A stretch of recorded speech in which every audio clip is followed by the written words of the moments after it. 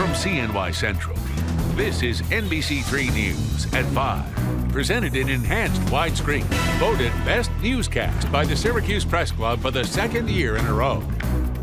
Good evening and welcome to the NBC3 News at 5. I'm Dora Scheidel. Thank you for joining us this Christmas night. Local first responders react after two firefighters in the town of Webster were shot and killed early yesterday morning. The tragic shooting raises new concerns about a job that is dangerous already. Alex Dunbar has more on that coming up. And in response to the recent outbreak of gun violence, the Ithaca Police Department and Tompkins County Sheriffs will be holding a gun buyback on January 5th. We have details straight ahead.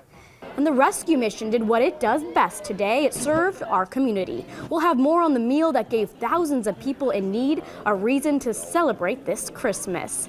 But first, let's get a look at our forecast. We had a beautiful Christmas day in central New York, but there may be some dicey weather on the way tomorrow. First Alert meteorologist Matt Stevens is on the weather deck tracking the forecast. How does it look outside, Matt? Hey there, Dora. You know, it's not looking too bad out here, as a matter of fact. A very good Christmas to you. Merry Christmas to everybody tuned in this late Christmas day. We're looking live over downtown Syracuse with the Stanley Law Skywatch. Look at that. An absolutely gorgeous early evening scene going on here in downtown. Nothing going on precipitation-wise. Oh, we'll be changing that up, though, coming up very shortly. Let me show you what's popping off right now in the triple Doppler. Absolutely nothing. It's a very quiet scene, and the overnight, quite frankly, is going to be just that, a very quiet setup. Temperatures right now, low to mid-20s, 24 in Syracuse, 24 Rome and Utica, 25 in Oswego, and 21 degrees in Watertown. Here's a fast cast to get you on through tonight. Going to call it mainly clear this evening, then a few extra clouds drifting, just some high, thin clouds by first thing tomorrow morning. Then, during the day tomorrow, clouds will be on the increase, getting to some light, steady snow, probably southwest of Syracuse by late in the afternoon. Going to turn a little breezy by later in the day, with our high up around 32 degrees. Now, that light snow moving in, that's just the beginning of a much more potent storm system. The entire viewing area has gone under a winter storm warning because of this system. The winter storm warning begins late tomorrow afternoon and persists through Thursday afternoon. I'll show you why we have warnings up and detail that 7-day coming up in just a few minutes. But hey, don't forget we're always online at cnycentral.com with that interactive Doppler radar. Maybe you're heading home this evening. You want to check out the conditions before you head out? You can do so, cnycentral.com. Dora. Thank you, Matt. Police say the man who opened fire on 4 firefighters in Webster left a chilling note behind before turning the gun on himself. Police say the shooter, William Spangler, left a written note saying he was going to, quote, do what I like doing best, kill people. End quote. The new total of houses burned by Spangler is 7. A candlelight vigil was held for the victims in Webster last night. 2 firefighters are dead and 2 others are in guarded condition tonight.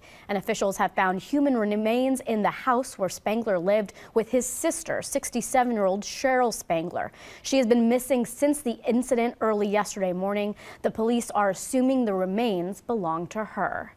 And the dangers first responders face every day are in the spotlight tonight after yesterday's shooting in Webster. Some of those dangers are known, others are not.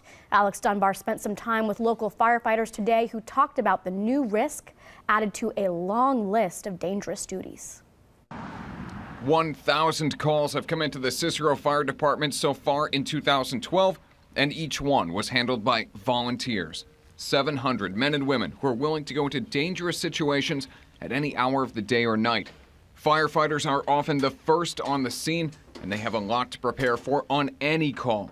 The tragedy in Webster shows another potential threat. Now, on top of everything else that we got to think about, we got to worry about, is somebody there willing to hurt myself as a first responder or the other fire department members and the police officers that arrive with me. You know, my wife, we were talking about at home, and the first thing she said was, you know, now I got to worry about you being shot on calls. And, you know, you wouldn't think that stuff's going on around here, but Rochester's not too far away. Here in Cicero, the fire department motto is fear is not an option. They're not letting the tragedy that took place in Webster hold them back, but they're acknowledging this is another danger they need to prepare for. For many firefighters here and across the country, listening to audio of a wounded Webster firefighter warning others about the shooting scene over his radio was especially chilling. 10 hours later, listening to this audio, and it still strikes me that could be my brother, that could be my sister on that call tomorrow. Cicero police respond alongside the fire department on almost all calls. And the fire chief says the strong relationship between the departments will help in the weeks and months ahead. The Webster shooting raises new concerns, but firefighters say they will continue doing what it takes to keep their neighbors safe. There's going to be more training around safety and awareness of these scenes, although some of this stuff I don't think there's anything you could prepare for. I don't know if we can train to how to anticipate gunfire upon getting off of the fire truck. If anything, firefighters hope the tragedy in Webster lets people know about the dangers all first responders face and what it takes to protect a community. Reporting from Cicero, I'm Alex Dunbar. Police say a man is dead and an officer is wounded after a police shootout in Binghamton. Police say they received a call about 2 suspicious men on the Memorial Street Bridge early this morning. When police arrived, one of the suspects opened fire and the officers fired back. One of the suspects was killed. An officer was treated and then released from the hospital. Police have not released any identities thus far. And the Ithaca Police Department and Tompkins County Sheriffs will be holding a gun buyback on January 5th at the Ithaca Fire Department and the Tompkins County Airport Fire and Rescue Building. The program is in response to the recent rash of gun violence that has shook our nation to its core. The idea is to help reduce the availability of guns on the streets. Participants will get cash on the spot for their weapons, up to $200 for assault-style weapons. You can bring as many guns as you want, but you will only get cash for 3. Well, the Syracuse Rescue Mission is in the business of serving the community, and today they celebrated Christmas by serving over 2,000 meals to people in need throughout the city. Our Alex Rusilla was there to see this act of compassion and the effect it had on the community. All my friends have abandoned me. All of a sudden, I'm alone. No one was by themselves here at the rescue mission this Christmas in Syracuse. Not even volunteer Deborah Lally.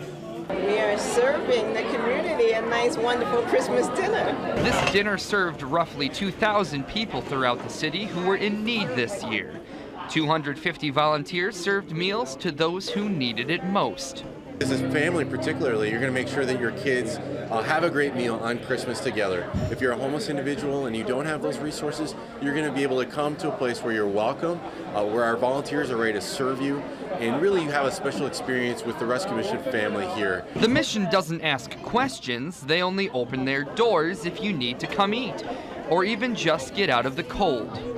I mean, it's a great thing to have around for people who are in desperate need, having a hard time finding a place to live in the winter. I mean, you could be outside freezing to death, but you could be in here. You can be safe. You know that there's people out there trying to help you if you wish to seek for help. If you're coming to our food service center, then you're in a place where you really need the help of the Rescue Mission to make sure that your children aren't going to bed hungry tonight, or that you yourself aren't going to bed hungry tonight. In Syracuse, I'm Alex Rusilla. What a wonderful organization. We're lucky to have the Rescue Mission. Well, there is much more to come on NBC3 News at 5 tonight. We take a look at an 11-year-old boy who is going a hair further than most people would to help someone he hasn't even met. Also, we're partnering with the Red Cross to tell you about the real heroes in your community. Tonight, we highlight 2 members of the East Syracuse Police Department and their selfless effort to rescue a man trapped in a burning building.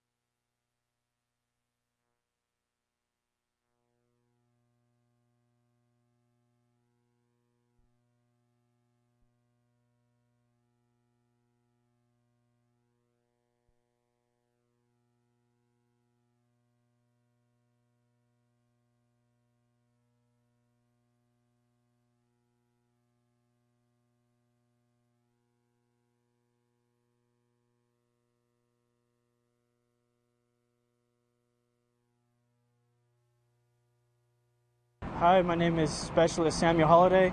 I'm currently serving in Afghanistan, and I just want to give a shout out to my wife in New York. I love you, and happy holiday. Well, let's head out to the weather deck to get a look at our forecast. Meteorologist Matt Stevens is standing by. Matt, how is it looking outside? We were lucky to have such a beautiful Christmas day. Dora, it's looking just fine out here. Merry Christmas to you, Dora, and Merry Christmas to everybody who's been tuning in with us this evening. We appreciate you taking a little time. Maybe the food coma is starting to kick in a little bit. I had to truncate the food coma with about 3 cups of coffee. My wife prepared a fantastic meal earlier, so I'm trying to keep the bloat in out here on the weather deck. All right, let's talk about what's going on the triple Doppler radar. And what's going to be happening on the triple Doppler radars is quite a bit of snow and potentially some sleet and freezing rain mixing in. That's why we have winter storm warnings in effect now for the entire viewing area. When I first came into work this afternoon, it was half and half. We had half winter storm warnings, half winter weather advisories. The National Weather Service has now changed us all over to winter storm warnings. This goes into effect Wednesday afternoon, so tomorrow afternoon, and persists through Thursday afternoon. In the short term, nothing going on. We're quiet on the triple Doppler with temperatures 24 in Syracuse, 24 Rome and Utica, 21 in Watertown, 25 Oswego, 25 in Ithaca, and 27 degrees over in Penn Yan. As I mentioned, for the moment and in the short-term forecast, the very short-term forecast, we are precipitation free. All right, I want to show you what's going on at the Syracuse Hancock Airport. 24 the air temperature, the dew point is 15, relative humidity 68%. Winds are out of the northwest about 13, so it is a little breezy. Feels more like 13, feels like the low to mid-teens when you factor in the wind chill at the Syracuse Hancock Airport at least, and it is pretty representative of what's happening across the viewing area this evening.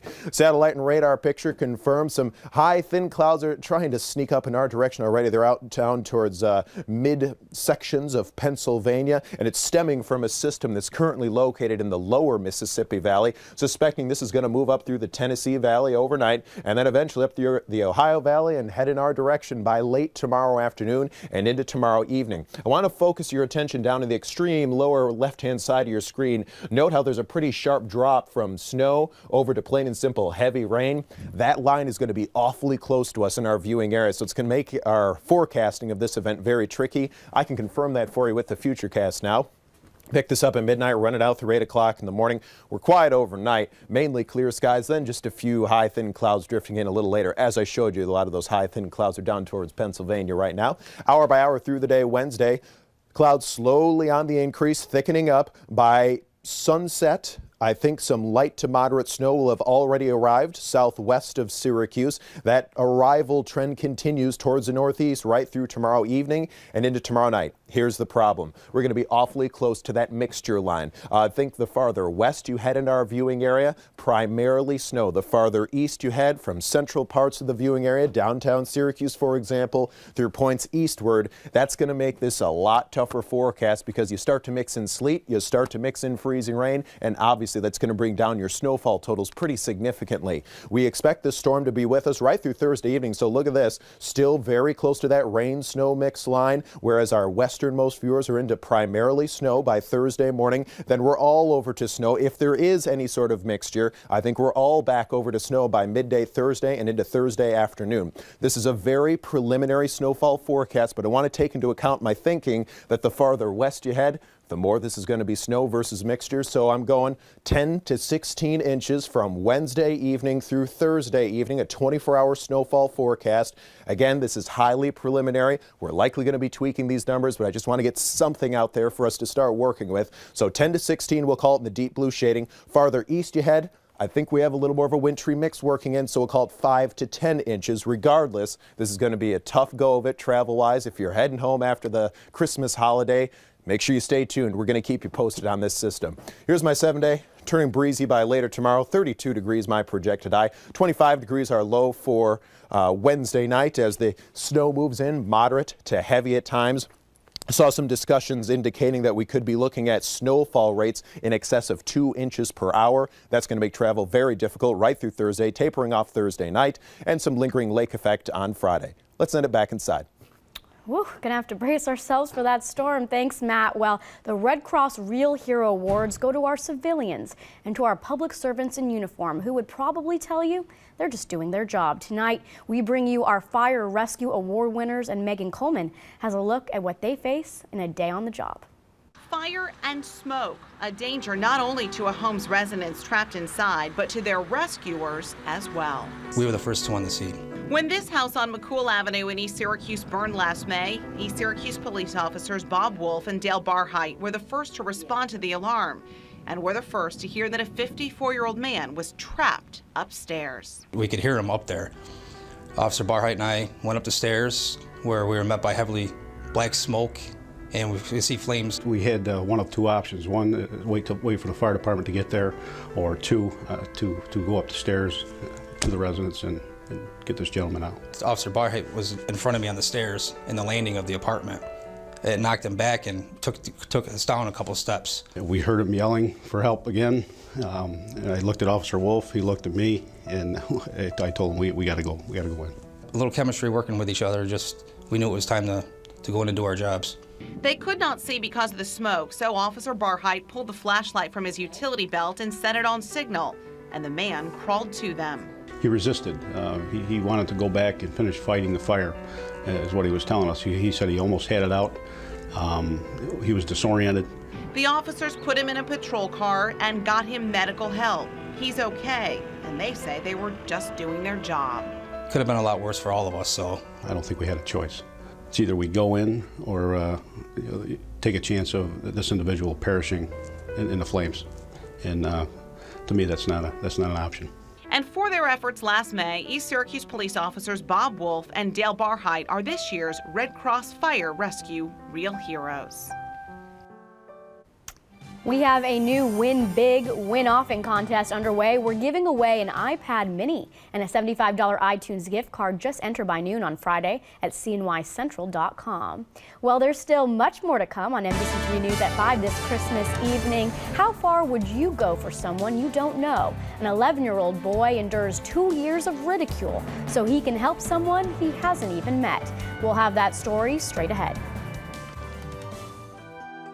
I'm Captain Jeremy Kinney. I'm currently stationed out of Bagram, Afghanistan with the 411th Engineer Brigade. Back home, I'm a civil engineer officer out of Shaw Air Force Base in Sumter, South Carolina. I'd like to give a good shout